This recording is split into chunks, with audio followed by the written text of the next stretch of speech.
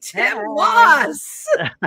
Wendy Stuart, how are you? Oh, I am so good because here we are on If These Walls Could Talk. I was a little worried there. We had a little bit of a technical glitch, I thought right? maybe it was my computer, but I we know. had some glitching You know out. what? This is what we go through with streaming, folks. This is the way Absolutely. it is. And it's magic when it happens, but the whole behind the scenes thing. But the gods are with us here today, Tim Moss. Most definitely. And you just have to power through. You have to just power through those glitches. How are you doing today? I'm good. I'm good. It's a gorgeous day here in New York City. It I is mean, it can't get more gorgeous. perfect. It is so gorgeous. We are coming to you live from Pangea, where I was here last night. We're doing a series of artist interviews here. Yes. How is that going? Gorgeous collective show up in the back. And last night was the last of the series. But, you know, we came up with this idea. Wendell Walker, who's the curator here. I personally feel, I'm sure you agree with me on this, Tim. We go to these art openings and it's a bunch of people standing around drinking wine, not looking at the stuff on the walls. And half the time, the curator's got the name of the artist, a QR code. You don't know anything about that artist. Yep. And, you know, I was just feeling it was like such a disservice. So why not, right? Because I love interviewing. You love interviewing. Why don't we just do something where we bring the artists up on stage and they tell the story behind the story? So, That's yeah. brilliant. It is brilliant, you know, and it's respectful. And I don't know, we're going to put the art world on its ear. Yeah. or somewhere. That is really wishful thinking on my part. I have to tell you, I don't know how many people who are listening were caught in that storm on Friday night. I saw your umbrellas and everything was on. I went out to Pennsylvania, you know, where I have my humble little shack, okay, in the woods. And all of a sudden my phone goes, and it put out this big warning, 80-mile-an-hour winds, and, you know, hunker down, be careful, all these warnings. And being a New Yorker, I said to myself, oh God, such drama. Literally 3 minutes later, I'm looking out my living room window and my two enormous umbrellas on my deck were lifted up out of their stands and went flying. It was like a scene out of Tornado. And all of a sudden the house goes pitch black and it was hot as anything. So I was going to duke it out, but you know, I live with a fabulous gay housemate there. He didn't have one emergency thing there, not one. I'm like, what am I going to do? So I'm like, there's a Best Western in town and they take dogs. I got one of the last rooms for me and Nugget. We checked into a room with a king size bed and little Nugget had a grand old time, and so did I. So we turned it into like a mini vacation. But my God, you know, this climate change thing is real. Yeah, it is no joke. No joke. It's no joke. So Tim, I've been seeing all this stuff for Bronx Pride coming up. Yes. Actually, next weekend on Saturday, July 18th at Crotona Park Amphitheater in the Bronx. I'm going to be a host. Yay. You're I'm going to be the hosting. host. I'm going to be singing. I'll be telling jokes. We'll be having a gay old time. At gay old time, you'll be sweating because, as I recall, God, it gets really hot there. Yes, it does. And we got those tents, those changing rooms that are tents in the back that have no ventilation. No ventilation, and they're all plastic. All for the art. All for the art. Right. What do we sing? What we did for love, right? I mean, I seem to recall that song. Well, it's like the story of all of our lives. So this evening on my other show, TriVersity Talk, I have the amazing Ava Mueller coming on. A lot of people know her. I know you do, Tim. She created a art piece, many art pieces, but this particular one is called Wall of Emotions, where she has photographed hundreds of people they're not regular photographs. I don't know what her process is. She'll be discussing it. And we each had Tim, you did it, right? Did which? What? Did you do her Wall of Emotions thing? Mine, you had to come up with an emotion and she took a picture of you like that. And it's a giant mural that she made. So mine, of course, was hope. Of course it was hope. Anyway, she's coming on tonight. And we're all good. All right. Now for the icing on the cake. Let's get this party started. Party started. our guest has been on before a while back, but I am so thrilled and excited to get him again. First of all, he is like the primo celebrity interviewer, has an incredible background as a judge performing over 8,000 gay marriages. But that's just a tip of the iceberg about him. He had an entire legacy of working as a lawyer in family court, becoming a judge, and he went against so many odds to make this all happen. I have to tell you, his life was not a cakewalk. All right. And they call him Hurricane Harvey. Please welcome Harvey Brownstone. And we are going to be talking about his new book, Without Prejudice, My Life as a Gay Judge. And here you go. I'm holding it up to the camera. Welcome, Harvey.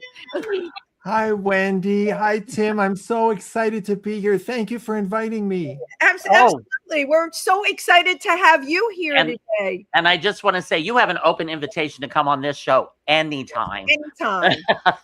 Thank you so much. Well, I just adore the both of you. I watch your show every week. Thank you. And I love what you do. And I love the positive energy that you give to the entire world. Well, oh my God, thank you. Thank you. I feel the same about you, and I have to tell you, I do so much research on my guests, but because it was you, and I've watched your show, I'm like, this guy must spend hours upon hours researching his guests. I was pulling information about you from every nook and cranny. What time you went to the bathroom 2 weeks ago? I even told a lot of my friends this weekend, I'm like, I got to go prep for my guest, and they're like, well, you prep for all your guests. I'm like, no, you don't understand. Yeah, right. This guest is like, he knows everything about everybody. I said, he's got a legal background, and he'll nail you if you don't get the facts straight. so there you have it. So Harvey, this is such exciting stuff. Your new book, Harvey Brownstone, Without Prejudice, My Life as a Gay Judge. I'm going to ask you a very cliche question. Why at this point in your career did you decide to write this book? I had two reasons. The first was, I know there's a lot of people who have been through really difficult obstacles like me. I'm talking about bullying, parental rejection, discrimination, professional jealousy.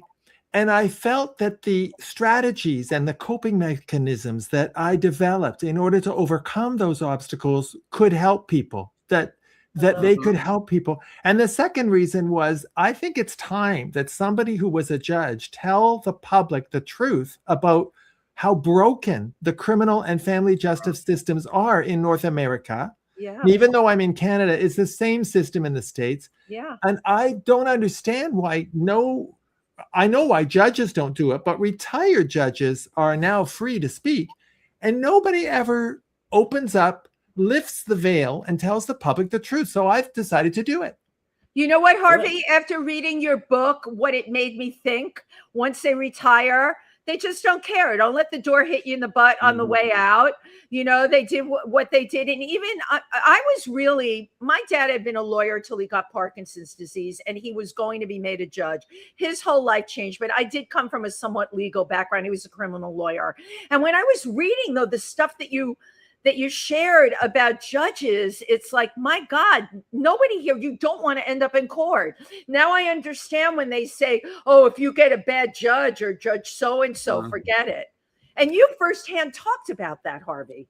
Well, the judges that were on the bench when I was a young lawyer are very different than the judges we see now, because the process for appointing judges, at least in Canada, got better. There used to be a purely political appointment.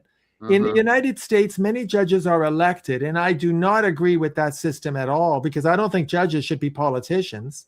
Right. And so that's a different system. But in the 90s, the system here got changed where you had to be interviewed and investigated, and there was an independent committee that was not government that made recommendations to the Attorney General about who could be a judge. And then we started to see better quality Yeah. of judges. Right. But I'm going to tell you that although we don't see the old boys club like we used to, what we do see are very ambitious people who are more interested in writing scholarly decisions than they are in being problem solvers, using the law to help people and make their lives better, which is what I wanted to do.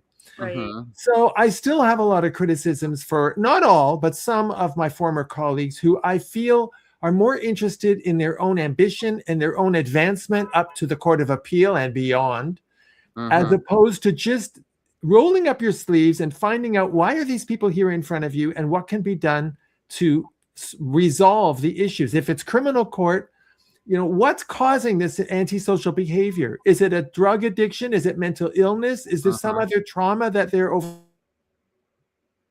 Well, but you even mentioned there that when you were in criminal court, you were trying to solve the problem, and these criminals were getting dismissed. They were out on the street again, and they said to you, our job really isn't to solve the problem. It's like it's a round robin.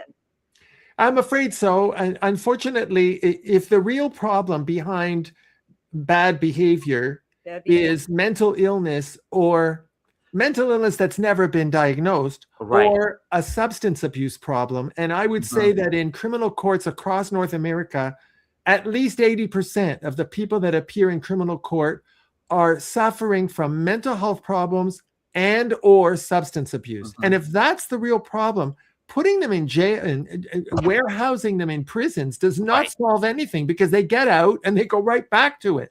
And many times learn how to do a better job of it from being in the system and talking to other people, other criminals. And then family court, if two parents can't get along and make decisions together about the best interests of their children, fighting World War III in a family court is not going to solve the problem. They're going to hate each other more at the end of the case than they did at the beginning. Right. Well, I think environment also has a lot to do with development of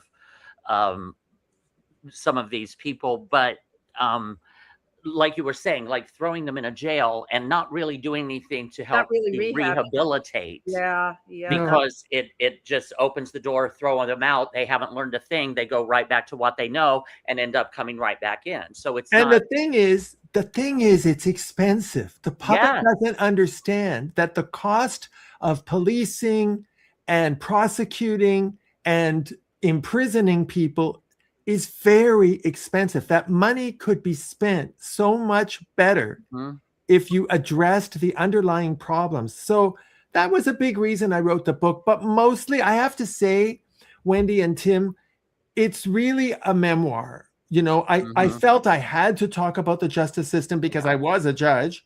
And the title of the book is My Life as a Gay Judge. But the truth is, and you know this, it's my story. How did I go from being a social outcast to being Canada's first openly gay judge? That's really, and then why did I leave the judiciary to become a celebrity interviewer? That's really the heart of the book. Well, personally, I think that you have an advantage because of what you went through in your past. You have a more sympathetic understanding of people. I hope so. That's a very kind thing for you to say, and I sure hope so. I will tell you this. A lot of the judges I worked with would not have recognized a poor person if they fell over one. But I was on welfare for 5 years. I didn't know where my next meal was coming from. I think that I did bring my understanding of being on the outside looking in, being a fish out of water. I think that did make me more empathetic and more sympathetic as a judge. I sure hope so. I guarantee it. Yeah, it's the fish out of water thing, and I'm glad you brought that up. That for me was just a reoccurring theme in your life, like you were having to constantly prove yourself, swim your way upstream. But you did have kindness along the way. You met people that were mentors that saw that special thing in you, and I love that you emphasize that, because I think for anyone that's listening who's ever felt like the underdog, and Lord knows I have been there myself. You have to know that Tim also, you have to know that there's someone out there that is going to have your back. Okay. And you have to hang on long enough. When you were disengaged from your parents, that is a very, very heavy thing, Harvey. And I have gay friends now that are still disengaged from their parents. I have grown gay men that come on my show in their 50s and 60s whose parents still do not talk to them because they are the sin of being gay. That is really heavy. It is heavy. And now you're getting into why I feel that I managed to succeed. When I told my parents I was gay, I was 19, they threw me out. I was homeless, penniless, but I was determined to make something of myself. Yeah. And I saw a lot of young lesbians and gay people back in the 70s whose parents had rejected them just like me. Right. But it was unfortunately common. It was very common. And what happened to many of them, not all, but many, they turned that heartbreak and that pain inward, and it turned into self-loathing. And then they self-medicated with alcohol and drugs. And I'm sorry to say that some of them committed suicide. And I even contemplated it myself, as you know. And so I found a way to overcome that. I was determined I wasn't going to be that person that was so broken by parental rejection, because it is a horrible thing. It's a horrible thing. But I harnessed and I channeled my pain and my heartbreak and my anger into ambition, into fierce determination that I was going to prove them wrong. I'll show you. Right. I'm going to be somebody. In spite of you. And that also takes so much courage, right? And will. Because that's not the easy path. The easy path is to let it destroy you from the inside out. But I wanted people who read my book, and there are many people who go through this. People get rejected by their parents, not just because they're gay, but because of their choice of partner, their choice of career, their choice of friends, their political views, their religious views. You have to channel that energy, that anger into a determination to prove them wrong. That was my whole thing. I knew that if I worked hard enough, I could get through law school. I knew that I had a personality that I could make it as a lawyer. I knew it. I just knew that if I got that diploma, I could go to court. I would eventually find some law firm that would give me a job. I could make my clients trust me and like me. I could win over a jury. I never lost a trial as a lawyer, ever. No, I mean, right. Ever. Because I knew I worked 3 times harder than everybody else. Right. Now, women and visible minorities and gay people have had to do this forever. We have to work 3 times harder than everybody else just to be considered equal. But I did it. Right. And you can do it too. That's what I want to say to your viewers. You can do it too. You have to be prepared to work hard, and you have to want it. Right. And you have to be able to the thing is, Harvey, there is something in you. I have it in me too. Somebody once described me as the blade of grass growing up in the concrete. Okay. You take that that visual any way you want. But my mother brought me up to say the whole world can't be wrong and you're right. Guess what? I found out it was just the opposite. I found out what was right for me, but that was something in me. What is that element in you? Where does that come from? You had to be born with it, or you get it from your parents. But where did that come from in you? Well, I think I did get it from my parents. Yes, they rejected me, but prior to that, the first 19 years of my life, they were good parents, and my mother was a very strong, determined woman who built a very successful business in the fashion world. So I think I did inherit that. But the reason that you are a blade of grass in the concrete, Wendy, is because you figured out early on what you're good at. Everybody's good at something. I love that. And if you can peel away all the layers of what everybody else expects of you and your own anxieties and look at, what am I good at? And once you figure that out, and I knew in my case, I was good at people skills. I wasn't the smartest guy in the world.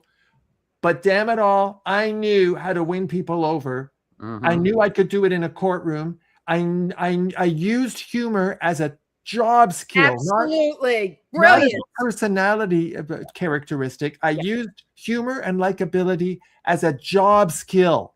Right. And you did that. You figured out that you're really good at what you do and that you were going to pursue that. And I think a lot of people don't find it easy to do that. Right. Well, again, we go back to the rejection thing. And again, Harvey, you got something special because Tim and I talk with a lot of our guests on here. In the acting world, rejection, I mean, is a really, really common thing. And people that have been in it decades, and I meet a lot of the performers, they're just so screwed up in the head in their 50s and 60s. And they try and find their niche, but they're still drinking the Kool-Aid of the agent that tells them, oh, you can do extra work. It's fine. It's not going to hurt you. They are told and they are sold the status quo. You were sold the status quo. What is it? Why didn't you buy or drink the Kool-Aid? Because I was so determined that I was going to prove to my parents that they didn't have to be ashamed of me. My only goal. It wasn't good enough to get through law school. I had to get straight A's. And then it wasn't good enough to be a lawyer. I had to win every case. And then that wasn't good enough. And I had to become a judge at 38 years old. 38 years old. And openly gay. I had to prove to my parents that they didn't have to be ashamed of me. And that makes you an overachiever. Yeah. And when you're an overachiever, it's never good enough. So even after I became a judge, that wasn't good enough. I had to write a book, and then I had to host a television show, which had never been done for a sitting judge. Right. Yeah. And then when it became clear I wasn't going to be made Chief Justice, and the book explains that, I told them all to go screw themselves and decided to reinvent myself as a celebrity interviewer, which is what I wanted to do my whole life. And so I think that drive, that becoming an overachiever is planted by the seed of rejection for sure. Yeah. Yeah. You tend to you're going to show the whole world. I'm curious, what was the mystique for you about pop culture? How did it all start? I was a talk show junkie as a kid. We all grew up watching Griffin and David Cavett and Dick Cavett. Or Dick Cavett. Griffin, Johnny Carson, Barbara Walters, David Frost, Mike Douglas, all those people. I used to sit there and watch every interview show, and I would sit there going, I can do this better. They're not asking the right questions. They're not following up. They're not listening to the guest. I know I can do this better. And if I had not been kicked out by my parents, I would have pursued a career as an interviewer. But it's so funny. When my parents were so devastated that I was gay, I didn't have the guts to go to Hollywood or New York and try to be an interviewer because I thought, my God, that's going to kill them. That's the final nail in the coffin. Not only is our son gay, but now he thinks he can be in show business. So I decided I was going to go the safe route and try to get a profession, try to be a professional person, because I knew that being a lawyer, I had more chance of success than going into show business. But after I retired, I was 65 years old. I got a pension. I don't need to keep working. I did it 26 years. Then I thought, okay, now I'm going to try it. And of course, and I'm going to tell you, I might as well just tell you this. I was a laughing stock. When I told my colleagues at 65 years old that I was going to retire and go and be a podcaster on YouTube, this was 2021. Most judges in Canada work until they're 75. We have mandatory retirement at 75, but you're eligible for a pension at 65. So I wasn't crazy enough to leave before the pension, but you left with the money in your pocket. But how did that make you feel that they laughed at you? They said, are you insane? You're leaving your job as a judge to go on YouTube and be a podcaster? And how are you planning to get famous people to talk to you? I mean, what are you, insane? I was a laughing stock, and you can only imagine what they said behind my back if that's what they said to my face. Yeah, right. And here's the thing, and Wendy, that one of my biggest themes of the book is that success is the best revenge. Absolutely. I believe that myself. Well, the thing about success is about 6 months into my show, I started getting big stars and I started getting millions of viewers, and then we got televised and it really took off. Mm-hmm. Do you think that any of those former colleagues have ever come to me and said, we were wrong? Like, congratulations. No, right. Like, right. Wow, way to go. Bravo. Yeah. Congratulations. They don't do that. Unfortunately, they live in that world that they had built, and they will never step outside of it. Never. So they can't understand what life is like outside of that. And that's why your success is not something this is something that I'm happy for people. And so is Tim when we see friends of ours have success. But I have really learned it does not work that way out there. You think someone's going to be happy for you, they're going to be jealous as hell over you. So you know what? I keep my wins in my circle. Those are the only people that really need to know. I choose what I put out on social media, but I sure as heck do not share it with the world, because somebody said to me, why are you like that? I don't want everybody to know what I have, what I've done, where I'm going. They don't need to know that. Right. They can tune into my shows and watch them as they can tune into your show, Harvey. And that's it. They don't need to know the other stuff. They're not going to be happy for you. But also, in a way, they were like your parents. Yeah. Where they did not understand you. They did not appreciate who you were.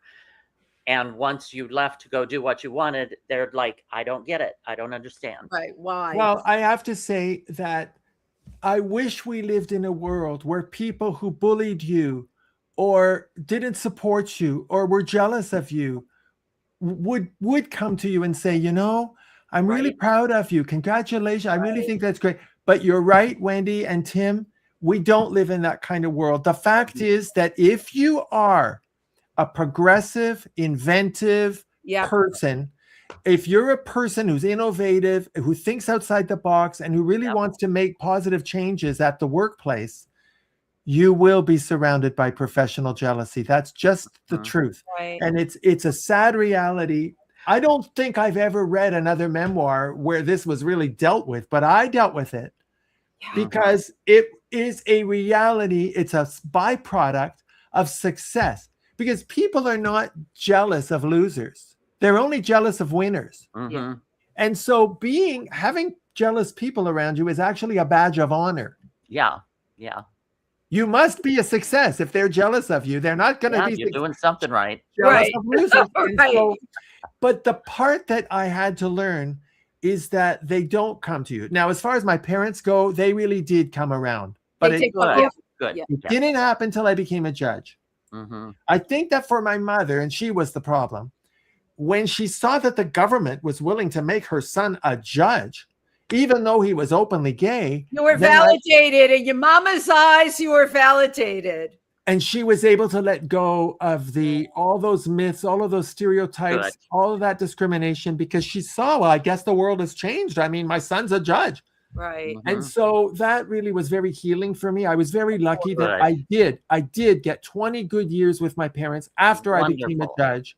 Wonderful. They really did support me. They were totally accepting of me.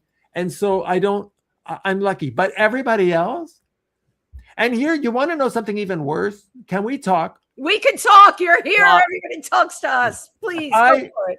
Not only did my colleagues never come and say, congratulations. I mean, it's unbelievable what you've done. I mean, when you think about that, I'm sitting here in Canada with no Hollywood connections, no show business experience, and I'm interviewing these stars. I've actually had emails from some of these people who would not have pissed on me if I was on fire, sending me emails saying, I've written a screenplay and I'm wondering if you could get that to Steven Spielberg, or my daughter has a beautiful voice. Could I please send you a CD and you could send her music to some of these big producers that you know? I mean, you can't make this up. Wow. People's nerve, though, it never ceases to amaze me. I'm curious, with a lot of the celebrities that you have interviewed, have there been interviews? Because I've watched your interviews. They're very, very smooth. Have any of them been not so smooth, and it's just the way you were able to turn it around in the interview? Well, my interviews are highly edited. See, I'm talking to two colleagues. So I can tell you this. There, and it's opposed to Wendy and Tim, where it's live and it's all out there, folks. God. It's all out there. No, I have to tell you, my interviews are highly edited. I have had interviews.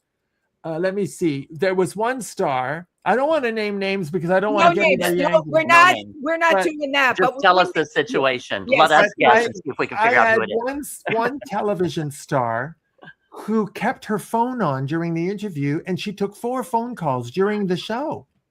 She kept, like, we'd be right in the middle of a conversation. Oh, just a minute, I got to take this call. Well, wait a minute.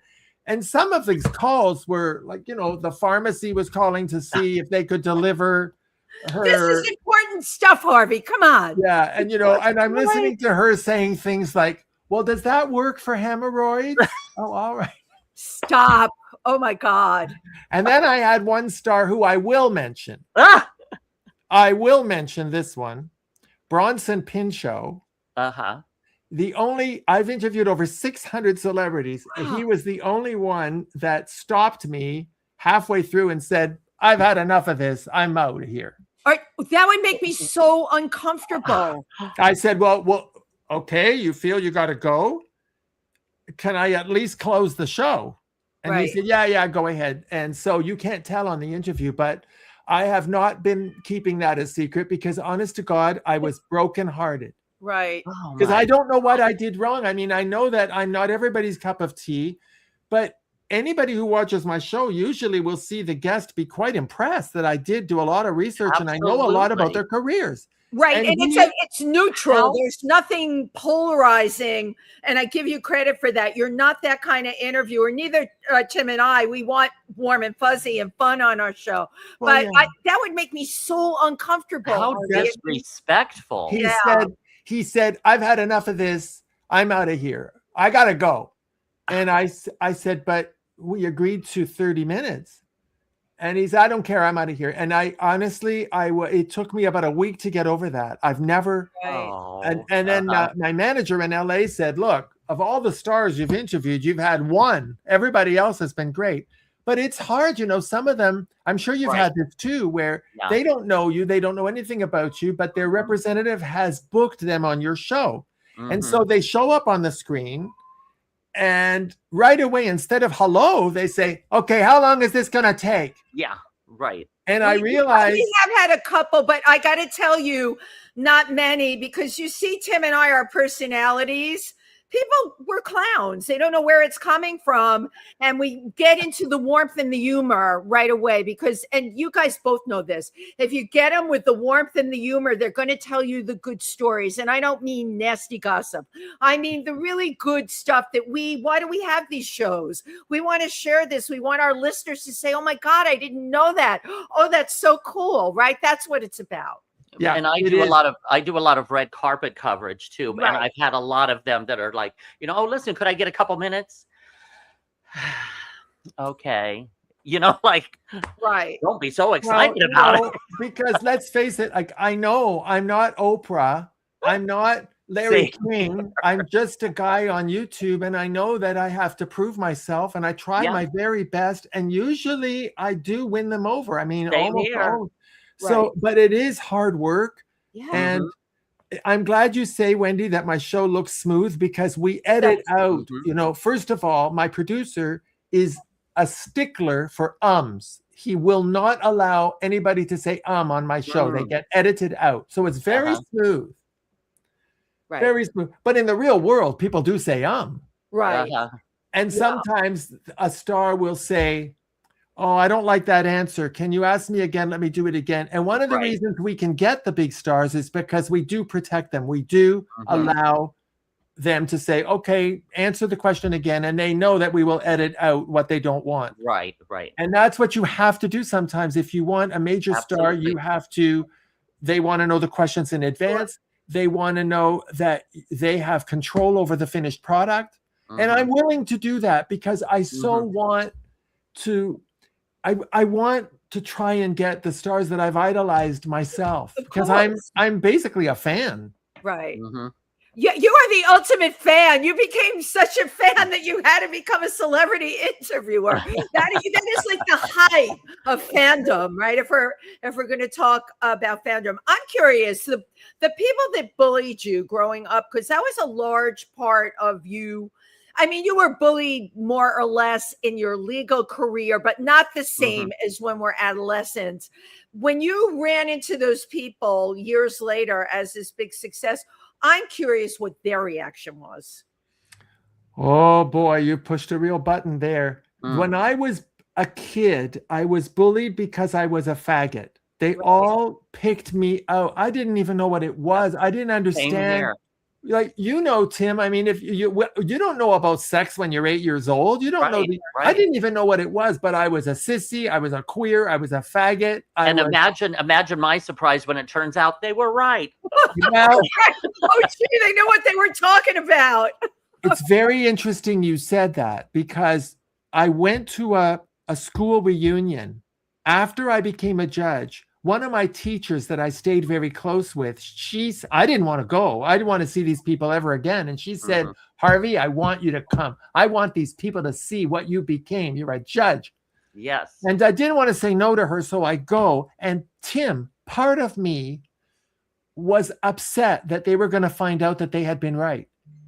Wow. It really bothered me that they were going to see that, oh, he really is a faggot. But I went, and there were two guys there that had really bullied me terribly. I mean, I got beat up every day by these two guys. That is like really scary. But again, you had a teacher that you shared was supported you.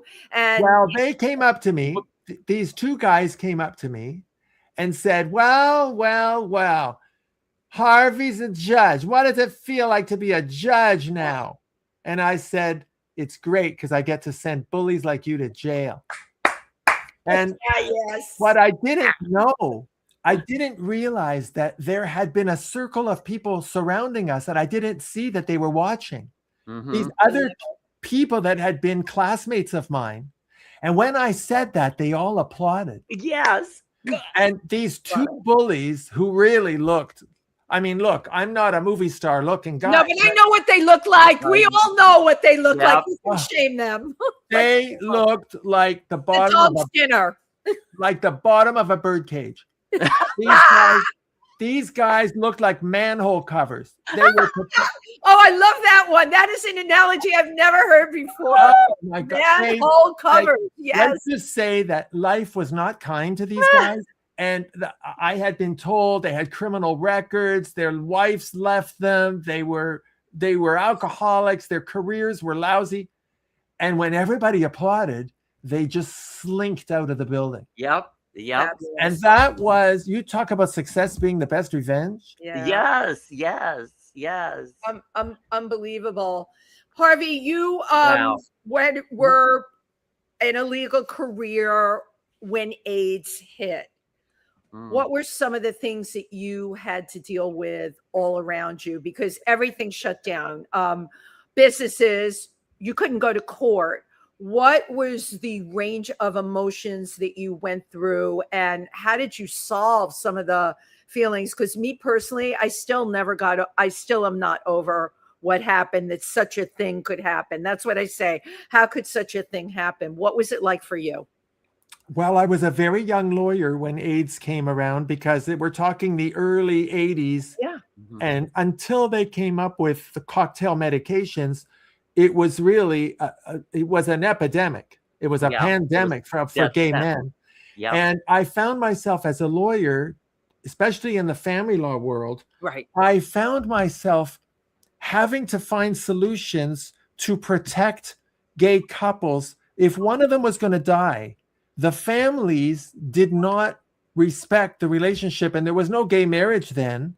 And so a lot of these guys who died, their partners were left out in the cold. Yep. I mean, they didn't inherit anything. Right. They were not, some of them couldn't even be invited to the funerals because they were not considered family. Right. And so I did a lot of work trying to protect people before they died, to make sure in one case. Thank you. In one case, I even arranged for the guy who was dying to adopt his partner so that the partner would be his legal son.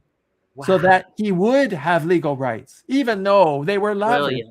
Yeah. They were not parent and child, but these were some of the things that lawyers did where we actually created a legal fiction and we made them adopt so that we could say to the family of the deceased, this is his son.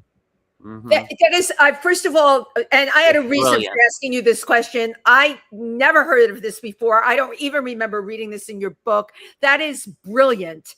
And that is so inspirational. Okay. Well, I didn't put it in the book because a lot of people were opposed to that. They felt that it was a misuse of adoption. Mm-hmm. And I had to search and find judges who would go along with it because many people said, this is inappropriate. They are not parent and child, and you are creating a legal nonsensical. And I said, I don't give a shit. I don't care. I don't care. Right. That's what it was like back then. But I love that you found a way. Yeah. Yes, because you have to use the law. Why did I want to be a lawyer in the first place? Okay, the truth, I wanted my parents to accept me, but I wanted to use the law to make people's lives better. Right. And you have, I mean, you went from criminal court, right, which I know was frustrating for you, and then you were involved with family court. And Tim Harvey had shared in his book about what he did with deadbeat dads. I never heard of anybody. Harvey has done things I never heard of people doing. You have really pushed the envelope in the legal system, which I am 100% for. We need more judges and lawyers like you. Right. But you went after the deadbeat dads. Yeah, that was my, I tell you what happened. I really liked criminal law. I loved being a defense counsel until one day I represented a guy who I know was guilty, and I got him out of jail. And that night he went and did it again. And we're talking about a serious sexual assault. And I got really angry and gave him shit. How could you possibly do this again? I just got you out. And another criminal lawyer said to me, you're not cut out to do criminal law. You're supposed to want your clients to get arrested. That's how you make a living, you schmuck. And that's when I realized, okay, I'm going to try to be, if I like family law, of criminal law, but I don't want to defend people, then I should be a prosecutor. There's only two things you can do in criminal law. If you don't defend them, you prosecute them. And I tried to get a job as a prosecutor, and I was told, you're gay. We don't want you. And it was because of that I went to family law. But when I went to family law, I thought, well, what could I do that would be as close as possible to prosecuting people? And I thought of deadbeat dads. Because that's kind of, if you work for the government support enforcement agency and you're going after these deadbeat dads, that's kind of like prosecuting. It is prosecuting. It's not even kind of like, you are prosecuting them for being deadbeat dads. And how dare they, first of all? How dare they? But and that's another theme in my book. Yeah. When a door shuts, a window opens.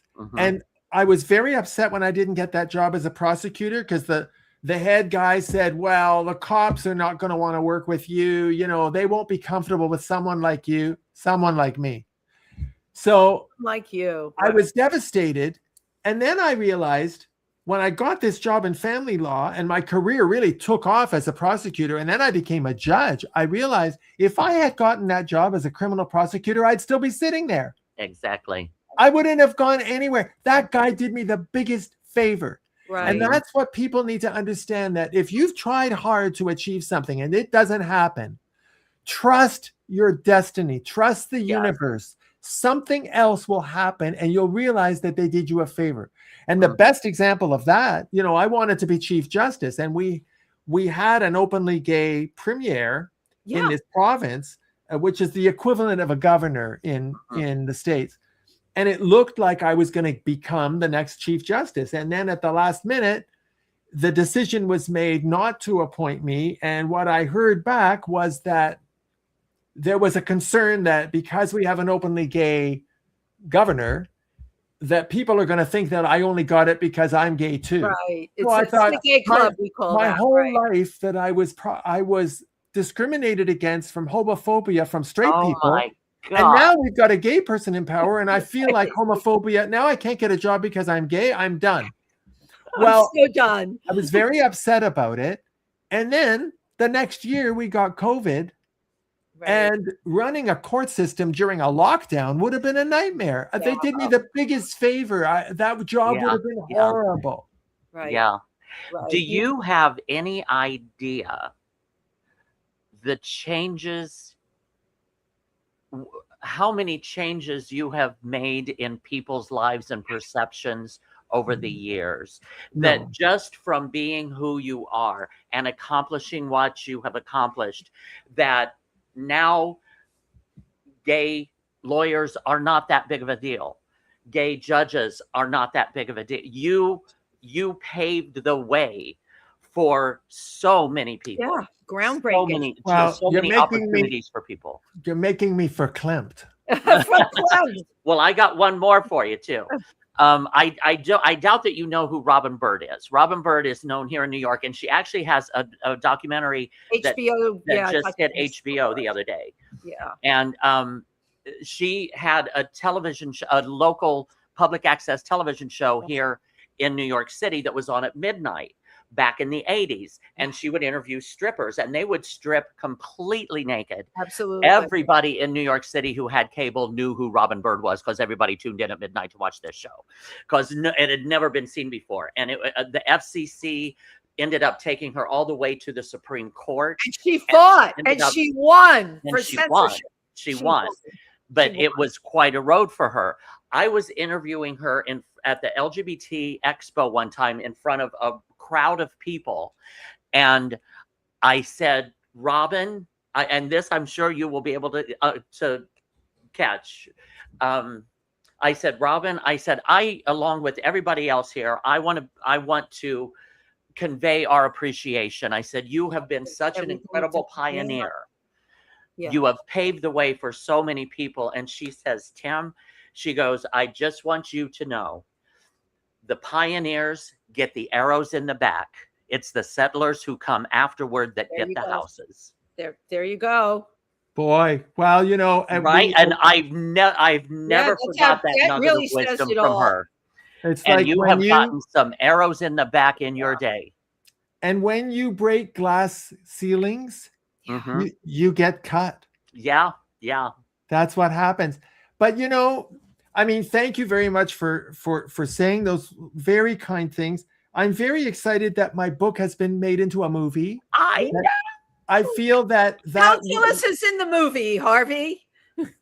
Who's in the movie? Ellis is in the movie. Well, the woman who plays my mother, who is by far the most colorful character in the book, is Rachelle Lefevre. She co-starred in a TV show called Twilight, and she has just been cast in the Netflix reboot of Little House on the Prairie. Nice. Oh my God, that's so cool. My father is played by Joe Lando. He was the romantic interest of Jane Seymour in Dr. Quinn, Medicine Woman. I love it. I am portrayed by 3 actors. Harvey, the little child who's bullied at school, is played by Asher Alexander. He's an actor that's people are going to know about. The young Harvey who comes out and gets kicked out and has to struggle through the legal profession is David Mazouz. He is the star of Gotham. He plays the young Batman. And then Harvey the judge is played by David Arquette. Wow. Incredible. Wow. Harvey, when is the movie coming out? The movie will be doing the film festival circuit all through the fall. And then in early 2027, it will end up on a major streaming platform in 50 countries. Sweet. Wow. And it's your life, which is amazing to me. And it is amazing. It is amazing. I can't get over that. You did it so quick. Before the book even came out, there was a movie already made, but I knew who to send the book to. Right. I knew a director, Shane Stanley, and I was pretty sure he would fall in love with this story because it's a very unique story. Yeah. And he said, we got to do this fast. This is the time for a story like this. And that was in May. And in October 2025, we were filming. Wow. Isn't it? That is like he raised the money and had it all going. He got the screenplay written. It does things fast. You wrote your book in 3 weeks. Yeah. That is like, I was talking with someone that's been working on a memoir last night. She's like in her 25th year. Okay. Now I don't get that. Can I just tell you, I don't get that. I've interviewed so many people who've taken 20 years to write a memoir. Yeah. I don't understand how you would want to dwell in the past that long. Right. You know, like I put myself in this zone where I really took myself back there, back. Yeah. And I recreated all the conversations and I took the reader with me. You know, where did this happen? Right. What did they look like? What were they wearing? What did they say? What did I say? I don't want to live in that world any longer than I have to. So I did do it in 3 weeks. I wrote a chapter a day. And then I polished it and I made it, you know, I edited it. But emotionally, Harvey, there were a lot of painful things in your book, a lot. Mm-hmm. And how did you did it? And what were you like at the end of the day of writing a chapter where you dealt with the emotional stuff, right? Right. How did you revisit those things? Yes. I told myself I needed to go back in my mind and I put myself in a zone. And sometimes I don't know how else to explain this, but it was kind of like taking dictation. I could hear my mother's voice. I could hear my parents. I could hear those professors telling me that I was never going to get a job because I was openly gay.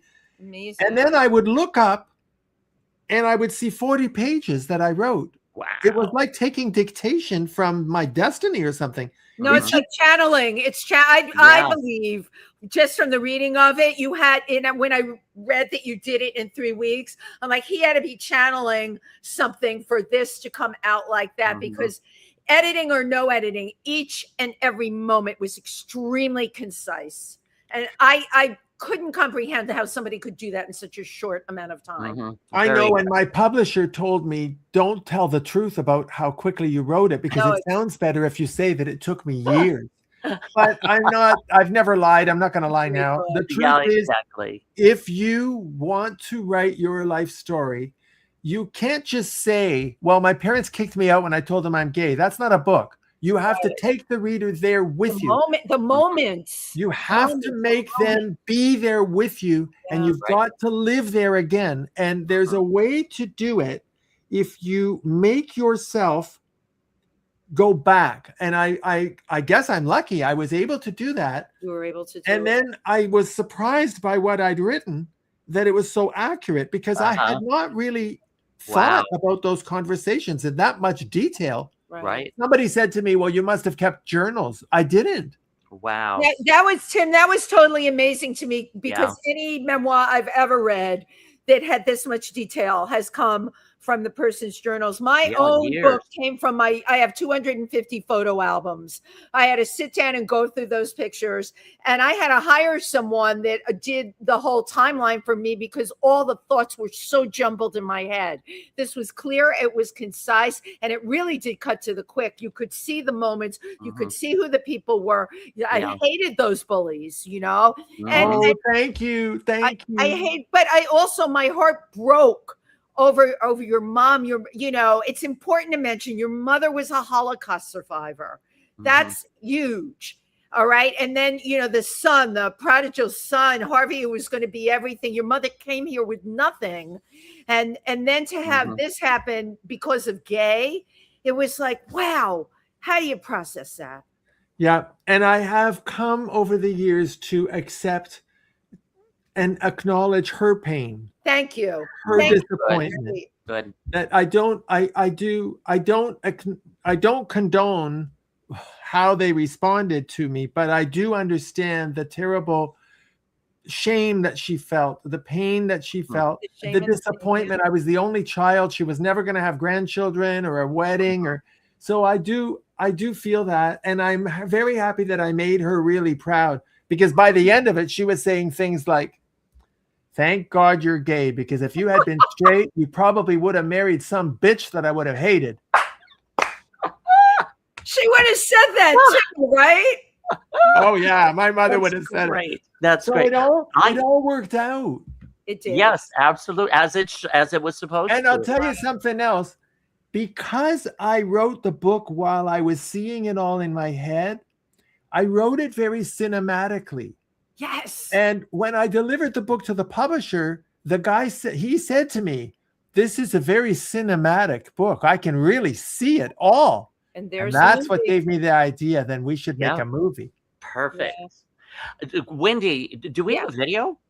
No, there's no video. Okay, I'm sorry. I saw this extra tab over here that's normally where we keep the videos. No, yes, it's please. All about Harvey. I will, if you want.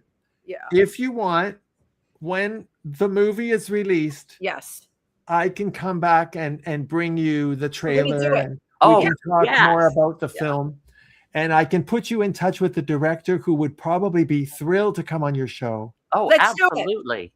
Booked. Let's absolutely do it. Now, for more information of Harvey Brownstone, please, the information is right down below. Go to harveybrownstoneInterviews.com or at Harvey Brownstone Interviews on Instagram. Right. And you can look at all of Harvey Brownstone's interviews on YouTube. Like, they are amazing. Hundreds of them. I felt it would be a disservice to run that because this is like live and everything. They can go visit you and see what you do, Harvey. Now, I'm just so in love with both of you. You are the best at what you do. I hope the public appreciates that. Although you make it look easy, it's not. Well, but we really love it. So this kind of thing really is easy. It's all the other stuff, it's like the finding of the guests, the booking of the guests, the promoting of the guests, but this is why we do it. Now, I have to ask you a question that's been burning inside of me. Why did they name a coffee after you? Yeah. And what did the coffee taste like? What elements of Harvey Brownstone are in that coffee? That's a strange thing, but I had a few guests on my show who had coffee brands. Yeah. They were the Hollywood Blends is the company, and they make these signature coffees for these stars, all of whom are dead. Right. And when we had the girl who runs it, she was on the show, and you had your own coffee. I'm like, whoa. Yeah, that's Dominique Benedict. You had her on your show. I watched that interview. You did a wonderful job with her. And I had Ava Gardner's niece was on the show promoting that coffee. I had Boris Karloff's daughter was promoting Boris Karloff coffee. Joan Crawford's grandson. And David Arquette came on the show promoting his Bozo the Clown coffee. And one day Dominique phoned me and said, "We want to do a Harvey Brownstone coffee." And I said, "I'm not famous enough. Who's going to buy it?" And she said, "You got 5 million people watching your show. Yeah. You're famous enough." Yeah. And she said, "I'm going to send you a couple of blends, 3 blends." She sent me. Yeah. And she said, "Pick one that you really like." Not that I'm a real coffee aficionado, but I chose this medium roast that I thought was really smooth. And she said, "Let's do it." So love it. We started advertising the coffee on my show just at the beginning of every episode. And it's selling like crazy. It sells in the UK because we're televised there. And of course, it's a very good coffee. I have to say, it's really good. Well, Harvey, we're going to hold you to that because I asked this question so you could send Tim and I samples. No, I'm just kidding. I would love to. We never get our samples from Dominique. She was supposed to send me. I even emailed her. No, we don't. We're not that. We're not schnorrers. And you know what that word means. We're not that. But I'm going to do it. I'm a coffee person. And when we finish, I'm going to get your addresses and I'm going to get a bag of Harvey Brownstone coffee sent to each of you. And we will promote it on social media too. I drink amazing cup of coffee every morning, believe it or not, in a giant tin. It only costs $13. It's the Walmart dark roast. Out of this world. Well, you got to try mine. I'm going to try yours. I can't wait. I will say that it's a bit more than $13, but I'll give you a lifetime supply. So you are a medium roast, not bitter. It's smooth, Tim. Harvey, honey, I've been roasted like a marshmallow in my life. We have a bunch of comments. And still not bitter. I love that. Okay, here we go. Apollo Cabrera says yes. Hi, Apollo. Rose Trentman, hello, my dear friends. Let's keep it cool. Rose loves a coffee in the morning. Momo Cabrera, hi. Thank you for tuning in. I reached out to you, darling. We love everybody who tunes in.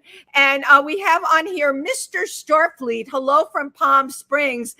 Is that Prince Fleetwood. Yeah. Prince Fleet. Yeah. Right. Thank you. And Rose, thank you for sharing your experience. Rose was a boxing commissioner, so she knows from drama, believe me. And for more information, HarveyBrownstoneInterviews.com or at Harvey Brownstone Interviews on Instagram. Harvey, the book, where can people get the book? Oh, everywhere you buy books. Amazon, the Barnes and Noble, wherever you buy books. Mm-hmm.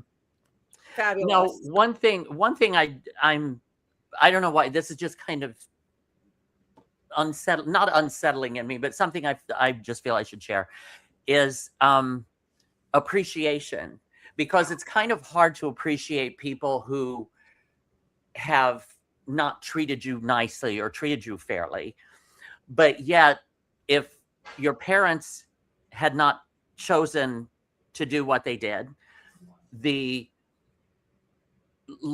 experiences that you experienced, putting yourself through law, becoming a judge, the first gay judge,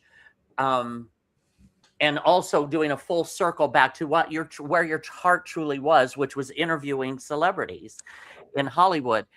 If those things had not happened, right, you would not have ended up where you're at today. Yeah. You know what I mean? So it no matter how harshly you might have been treated, like you said, they were motivations for you to kind of push yourself too. So I think what Tim is saying, what doesn't kill you moves you forward, right? Well, I'm very, very grateful. Yeah, I'm very grateful. I have no anger or bitterness towards my parents. I'm grateful because I don't think I would have achieved much if they had not kicked me out. I think I would have been a spoiled only child, middle-class parents. I don't think I would have achieved anything. They gave me the biggest gift, which was rejection. It's a huge motivator. Right. Yeah. And so I really am. I don't recommend it to people. Right. But I have to say that in my case, I owe everything to my parent, everything. And if you look at the first page of the book, I dedicated it to them. Yeah. He absolutely did. And, everything that you shared about your mom and your dad, who was not your biological dad, but he had your back always, even when he couldn't because of his relationship with your mom, he still did. I think at the end of the day, even when you were estranged, you knew they loved you. They loved you no matter what. Yes, I think my mother was in terrible pain during those 5 years. Terrible pain. I read that and I was like, yeah. She was. It wasn't like they were on a picnic knowing that their son was not in contact with them. Right. But she thought it was tough love. She thought it would work, that I would come to my senses and realize that I was straight. It was ridiculous, of course. Which was also her expectations for her son. She just didn't understand that you're born that way and you can't change it. Right. And it took a long time for people of that generation to figure these things out. Thank you for understanding that. Yeah. There's many more accepting parents now, but I still have people come on my other show all the time with parents that, this is it. It's the worst thing that could have ever happened to them. But and hopefully we'll evolve to where eventually it's an equal playing field. Nothing like that should matter, But you are like the epitome of taking lemons and making lemonade. Absolutely. And you are extraordinary. You have to do that in life. You've got to, whatever the lemons are in your life, you've got to accept that that's what your destiny had in store for you. Yeah. And you've both been through all kinds of obstacles. I mean, Wendy, you were left a widow really young. Well, but you know what? That was like, everyone's like, how did you handle that? I had been through so much. Remember, my dad was going to be made a judge, We lived in the Bronx. We were moving to Tony Chappaqua, New York. My dad got Parkinson's, and when I was 4, I grew up with a sick father. It has definitely colored everything for me. We had no money by the time I was 7, except what my parents had put away. You carry that with you. My mother worked as a school aide, okay? A school aide in the school, all right? Or my destiny was supposed to be totally different, but look what happened. And again, I knew, as you did, for me to get ahead, I had to overcome all of those obstacles. And like you know what, like you said, you probably, if things hadn't happened that way, you would have been a spoiled, little upper middle class kid. And for me, I would have grown up in beautiful suburbia and maybe wouldn't have had the dreams and the desires that I had. But you said it, a door closes and a window opens. And that is what you get from the book. And that is what I hope our listeners get from the show today. And that's what they'll get from the movie. Yes, and from the movie as well. Absolutely. Oh my God, you are such an inspiration. Oh my God, Harvey. Hey, Harvey, we will see you next when the film comes out. We'll have you on. Let me do a quick picture while I got you. Let me do a quick picture while I got you here. Yes. If you could lean in just a little bit. Okay. In 3, 2, 1. And we've got a ring around his face on your book. So if you can tip it just a little bit. Tip it? Is that good, There we Tim? go. Yeah, that's good. That's good. Ring around your face. Hello, Harvey. Okay. In 3, 2, 1.